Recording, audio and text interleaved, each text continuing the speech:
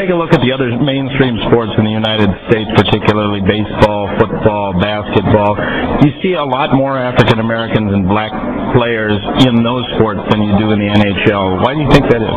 Lack of rinks. I mean, you know, to play hockey, you've got to be on the ice.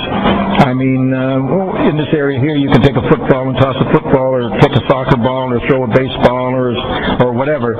But in order to play hockey, you need to get on the ice. And basically, there's more rinks being built now. But if you talk to the players, the black players that are playing in the National Hockey League now, and a lot of the players of color, they have the opportunity to get on the ice and play either in pond hockey or outdoor hockey. So I think that's the big thing right there, getting these kids on the ice. But all the clinics that I conduct, once I get these boys and girls on the ice, I see that they have a lot of ability within themselves, and nobody's been there to actually bring this ability out in these kids. And so the clinics that I conduct, I've never had one boy or girl. Once I get them on the ice, I've never had one boy or girl say, "Mr. O'Ree, I don't like this, and I'm never coming back." So I've got a good record going, and I look forward to keeping that record.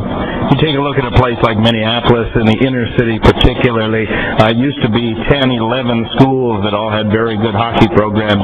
The city of Minneapolis now has just 2 hockey programs, Minneapolis East and Minneapolis West. What is happening particularly in the inner city where it's a predominantly black community, and what can be done to promote the NHL in these inner cities? Well, I think a lot has to do with the community itself. They have to, get out and work with these programs. If they have to have a rink, they have to, encourage these kids to come out and play. I work with not only the Boys and Girls Clubs, but YWCAs, and you have to have somebody out there that really takes an interest in these boys and girls, and you have to get volunteers that will work with these kids. The NHL is doing everything in their power to help these kids, but they have to take it upon themselves in the different communities to get these kids on the ice and work with them. Taking a look quickly in the overall scope of things here in the United States, society has been changing since you played. Just not long ago, the United States elected Barack Obama, the first African-American president of the United States, first black president. What does that mean to you, having seen what you have gone throughout your life? Well, I think it's a great move. I think Barack Obama had a vision.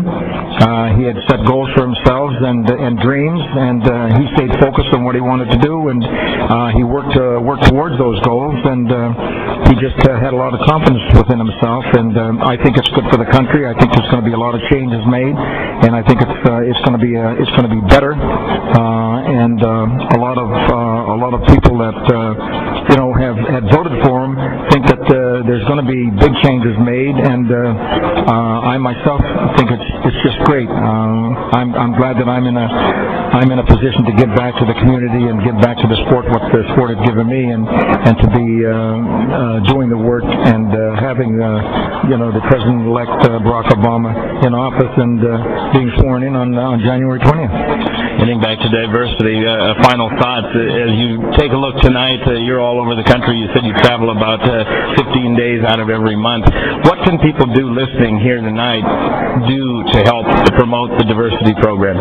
Well, get involved if you can. If you can't, personally get involved. You can send money in and help these programs to buy equipment, help ice time, and a lot of these boys and girls come from one family where a mother's working 2 or 3 jobs, and she doesn't have time to take these boys, her son or daughter, to practice, and that's where the volunteers come in, where they can pick these boys up. But it's just all the work that is done is for the community within itself, where these boys and girls are, and I've noticed a big difference, coming back here when I did about 5 or 6 years ago with John Foley. But it is a good community, and there's a lot of spirited-hearted people that live here and have the best interest for their children. So all I can say is just get out and write in, or just send what you can in to help this program. Last question for you today. Again, you have been known as the Jackie Robinson of hockey. That was a name that was kind of placed on you. It wasn't something that you asked for. It was something that you earned or you received. as you've gone on, what does that mean to you?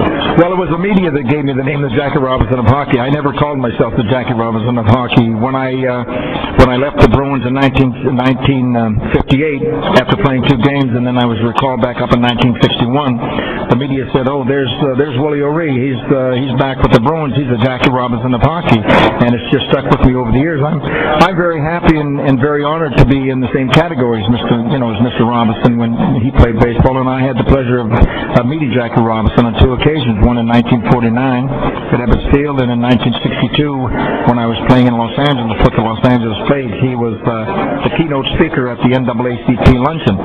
So I met him, and I was so impressed with him, and he did so much for baseball and made an impact, and is certainly just a role model for boys, not only black boys and girls, but for any boy or girl that wants to set goals for themselves and work towards their goals and attain them.